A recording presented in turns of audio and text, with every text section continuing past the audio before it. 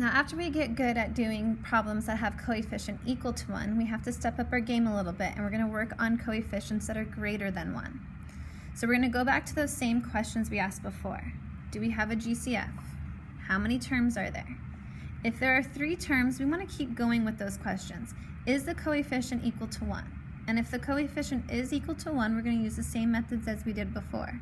Multiply to give us the last number, add to give us the middle number. But if the coefficient is greater than 1, we have to go more in depth. There's more steps we have to go through. I'm going to show you why that is by looking at this example of our multiplication. If I multiply these out using our area model, I would end up with this area here, which then would become this trinomial. Notice in this trinomial, I have a coefficient greater than 1 because in my binomial, I had a coefficient greater than 1. Now when I do that, notice my last number is the product of these 2 numbers here. It's the product of these 2. But my middle number is not adding those together. If I added those together, I'd get -1. But I have -5 instead.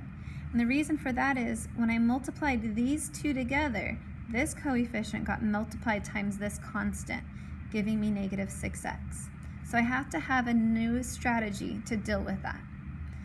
Now the way we're going to do this is these numbers here on this diagonal is what we're going to multiply to equal. So we're going to look for 2 values that are going to multiply to give us -6x squared. So these terms in these boxes multiply to give us -6x squared.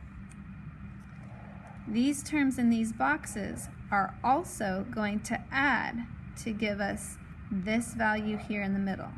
That should look familiar to you. Add to give us our middle. So these 2 terms multiply to give us this diagonal, and they add to give us this middle term. So let's try that in a problem. 3x squared minus 17x plus 10. I'm going to go to my box, and I'm going to fill in the first box with the first term. I'm going to fill in the last box with the last term. Now this diagonal is what I'm multiplying to get.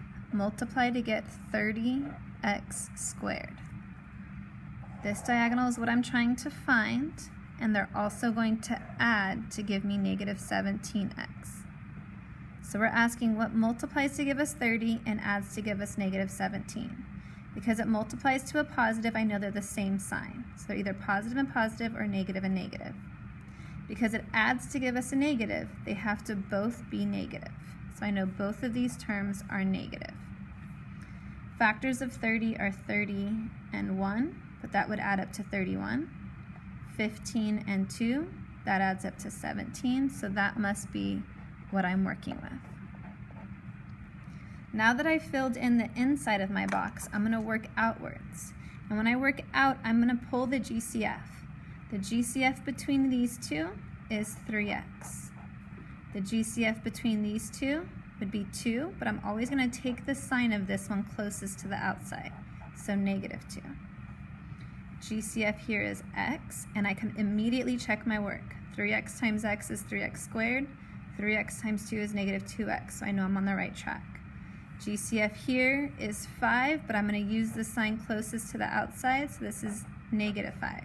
And again, immediately check my work. Multiply those to get -15x, multiply those to get +10. This outside gives me my 2 binomials that I'm multiplying together in my factorization.